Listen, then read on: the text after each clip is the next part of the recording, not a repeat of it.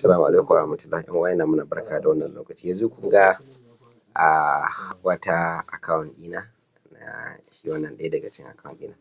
Abin da nake son nuna wa mutane shi ne dangane da shi wannan project na MLS shi ne misali yanzu mun zo nan za mu je mu sa trading ɗinmu, za mu sa short time.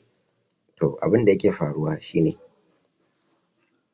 shi wannan site trading site ne wanda kun ga exchanger da za a yi mana wannan trading ɗin ga ta nan, ga kuma a cikin wannan kuɗin da na sa dala 21 za su ɗauka, ga kuma profit ɗin da zan samu a cikin 24 hours. Kuma abin ban sha'awan shi ne ba 24 hours yake ba 23 hours yake yi. To bara mu yanke mu ƙara komawa, za su iya ƙara canza mana wata exchanger daban su ce ga exchanger da za a je a yi mana wannan trading ɗin.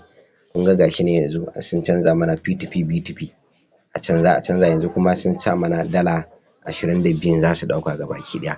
Kuma za a yi wannan trading ɗin ne da Tron, ga coin da za a yi trading a kansa, ga kuma profit ɗin da zan samu shi ne $0.8 a cikin wannan awa 23. Allah ya bamu sa'a, Allah ya taimake mu. Ina ba da shawara ga 'yan uwa wanda sun yi register da yawa ba su yi investing ba, to yana da kyau mutum ya yi investing ko da minimum ne. Ana yi da kai ya fi ba a yi da kai. Domin kuɗaɗen da ake samu a cikin wannan website ɗin wallahi ba ƙaramin kuɗaɗe ba ne. Kuma ga shi nan alhamdulillahi abubuwan da suke nunawa a zahiri ga dai shi nan trading website ne, za su nuna ma exchanger da za a je a yi trading, za su nuna ma wannan coin ɗin da za su siya su yi trading da shi da kuɗinka, kuma za su nuna ma abin da za ka samu a cikin 24 hours. To Allah ya bamu sa'a.